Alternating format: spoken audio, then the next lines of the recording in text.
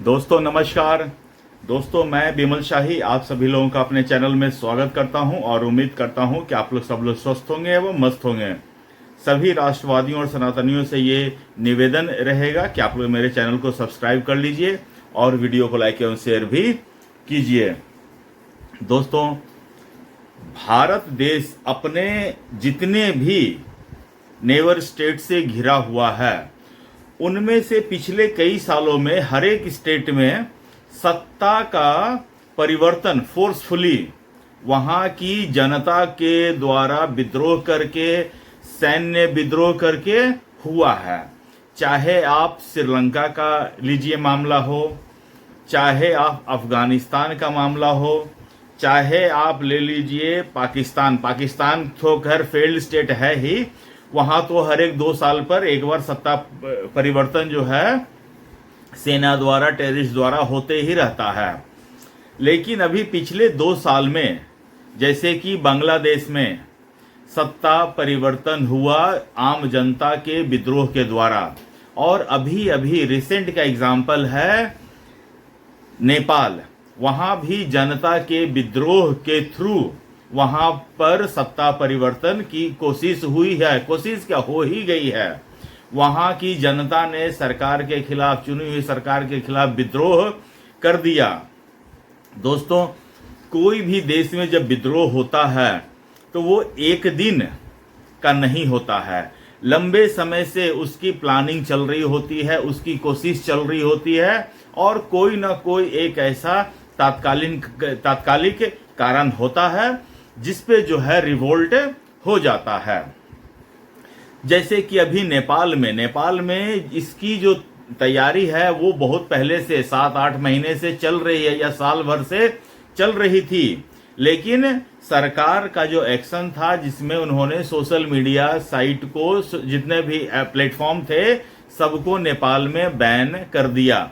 इससे जनता में रिवोल्ट हो गया और सरकार को वहां पर कुर्सी छोड़नी पड़ी, प्रधानमंत्री को इस्तीफा देना पड़ा, राष्ट्रपति को इस्तीफा देना पड़ा, वित्त मंत्री को लोग सड़कों पर दौड़ा कर मार रहे हैं, पूर्व प्रधानमंत्री को मार रहे हैं, पूर्व प्रधानमंत्री की पत्नी को मार रहे हैं, अपोजिशन के नेता को मार रहे हैं।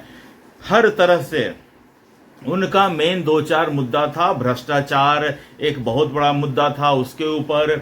उसके बाद जो वामपंथी की जो सरकार थी, वहां किस तरह सरकार चला रहे थे, इन सब को लेकर जनता में काफी रोष था। अब दोस्तों, भारत जो एक मजबूत लोकतंत्र है, और वो मजबूत लोकतंत्र इसलिए है क्योंकि यहां पर एक मजबूत सरकार हम लोगों ने चुनकर भेजा है। आप लोग सोचते होंगे कि मोदी क्या कर रहा है, लेकिन आप सोचिए, भारत का प्रधानमंत्री मोदी 2014 से हैं। 2014 से ऐसा नहीं है कि भारत में इस तरह का विरोध नहीं हुआ है। किसान बिल के समय आप देख लीजिए, किसान जो है पूरी दिल्ली को घेर कर 6-6 महीना, 7-7 महीना बैठे रहे। शाहीन बाग में आप देख लीजिए, इसी तरह का विरोध हुआ था। लेकिन चूंकि भारत का लोकतंत्र इतना मजबूत है, जड़ें इसकी इतनी मजबूत हैं कि ये सब छोटे मोटे विरोध जो हैं भारत सरकार का कुछ बिगाड़ नहीं पाई। हालांकि अब मैं आपको 2 नेता का स्टेटमेंट सुनाने जा रहा हूं। ये दोनों नेता इंडी ब्लॉक के प्रमुख नेता हैं। एक तो नहीं है, फिर भी हैं। इनका तो अलग ही रिश्ता है। ये रिश्ता क्या कहलाता है आप देख लीजिए। लेकिन इन दोनों नेताओं का पहले आप स्टेटमेंट सुनिए। एक नेता है शिवसेना यूबीटी के संजय राउत, और दूसरे नेता हैं आम आदमी पार्टी के संजय सिंह। दोनों का स्टेटमेंट सुनिए बारी बारी से। ये आग जो है वो करप्शन के खिलाफ है। ये आग जो है नेपाल में लगी है, ये तानाशाही के खिलाफ है। और ये आग सरकार, मंत्री और मंत्रियों के बेटे जो फॉरेन विदेश में जो है ना, उनके खिलाफ भी है। मंत्री उनको सड़क पर पकड़ कर लोगों ने मारा है, घर जलाए हैं। भारत की स्थिति भी ठीक नहीं है। ये ऊपर सब दिखा रहे हैं।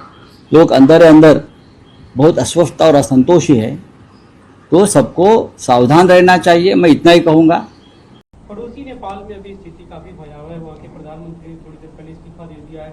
कैसे देखते हैं आप, क्योंकि देखिए, ये सब चीज इसी ओर संकेत करता है कि भाई लोकतंत्र के अंदर अगर आप जनता के अधिकारों को छीनेंगे तो उस पर फिर विद्रोह होता है। तो इसलिए नेपाल से हमारे देश के आकाओं को भी सबक लेना चाहिए। तो दोस्तों, जैसा कि आपने दोनों नेताओं का स्टेटमेंट सुना, संजय राउत ने एक्स पर पोस्ट डाला कि नेपाल जैसी जो घटना है वो किसी भी देश में घट सकती है, इसलिए लोगों को सावधान रहना चाहिए। वंदे मातरम, जय हिंद, नरेंद्र मोदी को टैग कर दिए हैं, बीजेपी को टैग कर दिए हैं।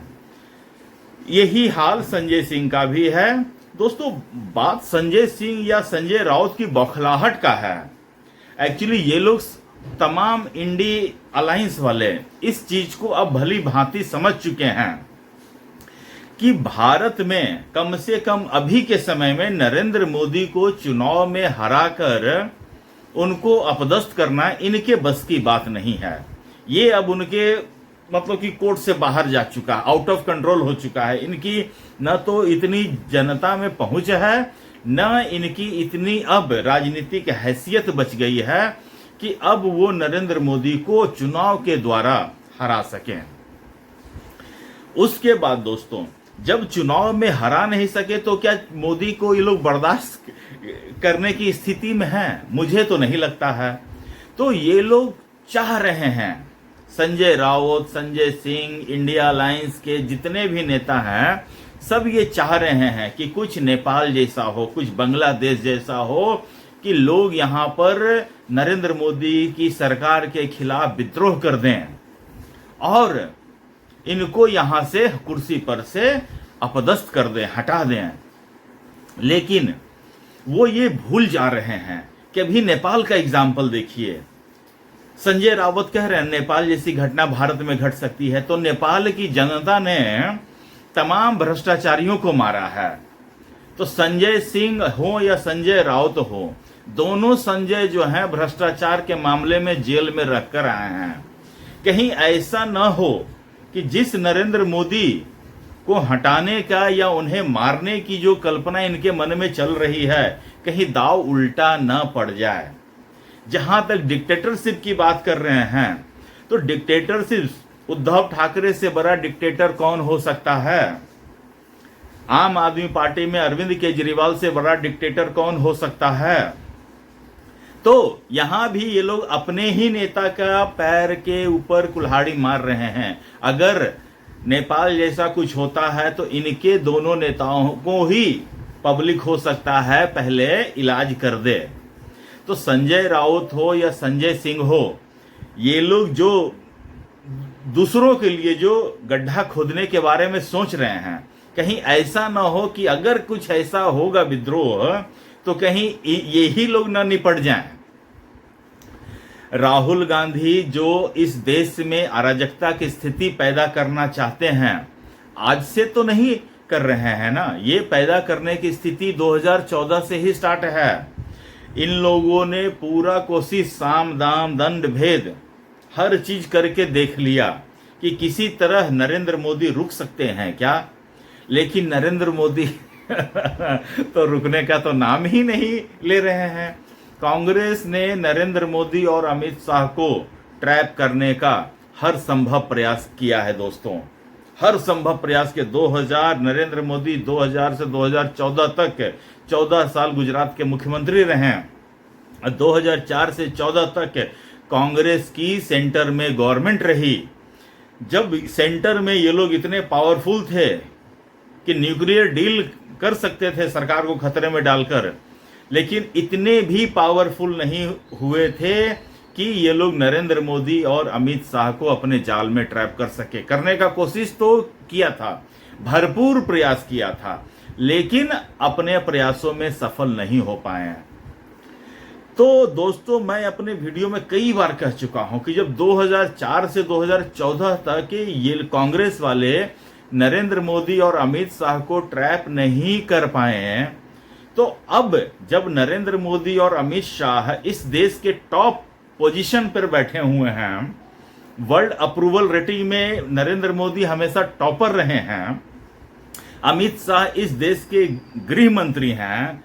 आईडी, सीबीआई, ईडी, रे वो मतलब जितने भी खुफिया विभाग हैं सब अमित शाह को रिपोर्टिंग करती हैं।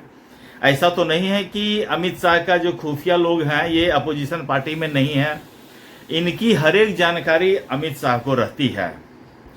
उसके बाद जब सारा जानकारी अमित शाह के पास है, उसके बाद ये लोग सोचते हैं कि ये लोग अमित शाह को ट्रैप कर लेंगे, भारत में ऐसी अराजकता वाली स्थिति पैदा कर देंगे। अमित शाह थोड़ा बहुत ढील देते हैं। अमित शाह इतने क्रूर नहीं है, नरेंद्र मोदी इतने क्रूर नहीं है जितना क्रूर अरविंद केजरीवाल, जितना क्रूर उद्धव ठाकरे है। मोदी और अमित शाह फिर भी थोड़ा से दयालु हैं, तो इन लोग को थोड़ा ढील देते हैं तो ये समझते हैं कि हम बहुत पावरफुल बनते जा रहे हैं और हम लोग कर सकते हैं कुछ भी। मैं फिर बता रहा हूं, विदेशी ताकतों के हाथों में खेलना बंद कर दो राहुल गांधी और अपोजिशन वालों, क्योंकि जिस चिराग से तुम दूसरों के घर में आग लगाने की कोशिश कर रहे हो, कहीं ऐसा न हो कि तुम्हारा ही घर तुम्हारे ही चिराग से जल जाए। तो संभावना इसकी भी है, प्रोबेबिलिटी बहुत ज्यादा है। तुम जो हमेशा ये सोचते हो ना कि बीजेपी को 37% वोट मिला है और 63% इसके अगेंस्ट है, तो ऐसा कोई सरकार बता दो भारत में जिसको मतलब कि 50% से ज्यादा वोट मिला हो। सबसे ज्यादा जो करप्शन है, जो भ्रष्टाचार है, जो कांग्रेस में है, शिवसेना उद्धव ठाकरे में है, आम आदमी पार्टी के तो पूरा नेता भ्रष्टाचार के इल्जाम में जेल में जा चुके हैं। तो अब ये लोग जो ऑलरेडी बेल पर बाहर हैं, वो ये साबित करने में लगे हुए हैं कि नरेंद्र मोदी भ्रष्टाचारी है। भैया अगर भ्रष्टाचारी है तो सुप्रीम कोर्ट में जाकर एक एप्लीकेशन दे दो कि हाँ ये मामला है, इसके ऊपर मोदी की जांच होनी चाहिए। ऐसा नहीं है कि लोग नहीं गए हैं, ये लोग गए हैं। अरविंद केजरीवाल ने को एक कहीं से डायरी मिली थी, उस पर लिखा था मोदी को 5,000 रुपया या 5 लाख रुपया दिया गया है। तो ये लोग जो है इसके लिए सुप्रीम कोर्ट पहुंच चुके थे कि देखिए मोदी जी भ्रष्टाचार हैं। सुप्रीम कोर्ट ने उस मामले को 1 मिनट भी देरी किए बगैर खारिज कर दिया। तो ये लोग ऐसा प्रयास कर चुके हैं और ये लोग का प्रयास अभी भी जारी है। लेकिन मैं फिर से कहना चाहता हूं कि अगर नरेंद्र मोदी के खिलाफ किसी भी तरह का गलतफहमी पाल रहे हो तो अपने मन से गलतफहमी निकाल दो भाई। इसके अलावा तुम्हारे पास कोई रास्ता नहीं है, कोई रास्ता नहीं, मतलब कोई रास्ता नहीं है। नरेंद्र मोदी देश का जो है और भी इश्यूज हैं उसके साथ उनको निपटने दो। वो निपट रहे हैं और बहुत सक्षमता से निपट रहे हैं। उसके साथ उनको वर्ल्ड लेवल का भी पूरा मामला देखना है। अब नरेंद्र मोदी को तुम चाहोगे कि इन सब चीजों में, छोटी मोटी चीजों में फंसा दें या उलझा दें, तो इतनी हैसियत भी नहीं है और ना कर पाओगे।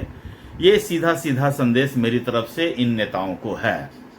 तो दोस्तों मुझे आज के लिए इतना ही अपडेट देना था। आप लोग अपना ख्याल रखिए, स्वस्थ रहिए, मस्त रहिए। तब तक के लिए नमस्कार, बाय।